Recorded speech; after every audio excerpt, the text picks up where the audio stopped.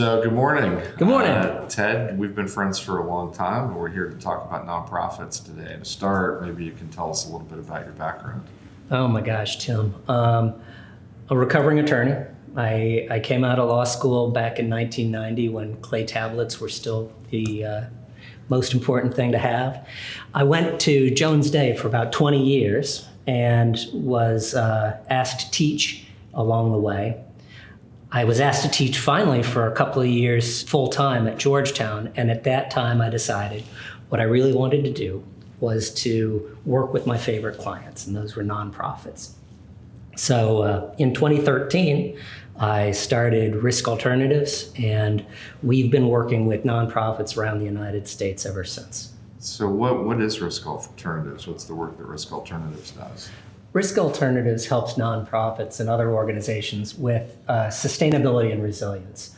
We take organizations and train them to use these very simple tools that help them see threats before the threats become crises and opportunities before the opportunities pass them by. So what's the process that you use to help them identify these threats and take advantage of these opportunities? There are a couple of simple tools. What we're trying to do is we're trying to help a nonprofit develop an early warning system. When you're going to start doing that, the first thing you'll probably do is perform what is called a risk inventory. A risk inventory is a structured brainstorming that allows an organization to look at each function and identify threats and opportunities, and then come together as a group and look at that list and talk about it. That's the first thing that happens. So what other tools do you use to help identify these threats and opportunities? Well, the average nonprofit, Tim, if they go through a risk inventory, they're going to find 70 to 100 items on that list. Now, some of those items aren't really there. One person will say, I'm worried about this, and someone else will be able to say, no, we've got that covered already. But even after you get down to a reasonable list of inventoried items, you're still going to have a lot. So the next step is prioritize. And we take them through a simple prioritization step so that they can come together with their top 20 or 25 really important threats and opportunities.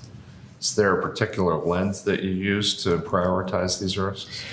Well, there are lots of ways to prioritize, and a lot of them require you to try to put numbers on, what is the likelihood of an event happening, what is the magnitude if it does happen, and how much lead time are you going to have between when the item first manifests and when the organization feels the full effects.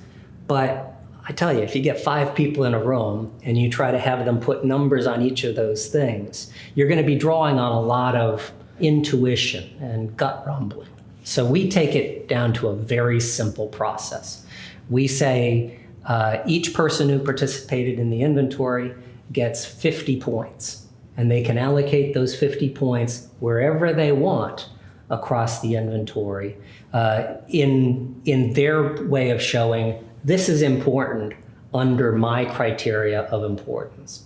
So when we do that first prioritization, it's a very simple one, trying to get people's emotions and gut sensations out on the table. So this would allow you to have sort of a weighted evaluation of each of the participants in the process, and that would result in hopefully some level of consensus about what the biggest risks are that are facing the organization. Well, sure, yeah. Imagine if you took 6 team members through this exercise.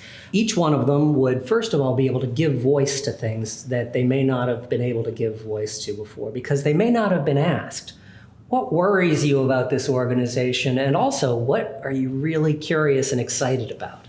That's sort of the threat and opportunity idea behind the inventory. So the first thing that happens is that people are given voice that they wouldn't necessarily otherwise have. The second thing that happens is when you do that with a team, it turns out, people have their swim lanes, and they tend to focus on their swim lanes. When they come together and talk about the inventory as a whole, there are these light bulbs that tend to go on because people realize, oh, my issues are not the only issues that this organization confronts. And oh, someone is worried about something in my function, and I can comfort them. I can tell them what it is that's going on that protects us from any problem there. So you get not just, as you said, consensus, which is really cool, but you get a sense of belonging, you get a sense of voice, you get a sense of agency among senior staff members or junior staff members if you bring them into the process, just as a part of doing the inventory and then going through the prioritization. When you've gone through the prioritization, then you really get a sense of consensus. So it sounds like identifying who's going to be in the room is an important part of this process. How do you figure out who needs to be there? Well, initially, when we go into an organization, we always suggest that every step be incremental. So rather than having your board of directors announce we're going to adopt a risk management process and everyone's going to be involved in it, we say instead, the first inventory and prioritization exercise should involve a small number of staff people, usually your senior leadership plus one person who's on the front lines. And the reason you want that is senior leadership doesn't see a lot of what goes on every day. So you bring that small group together and you have them go through the process. Then you see how the culture of that small group responded to the process.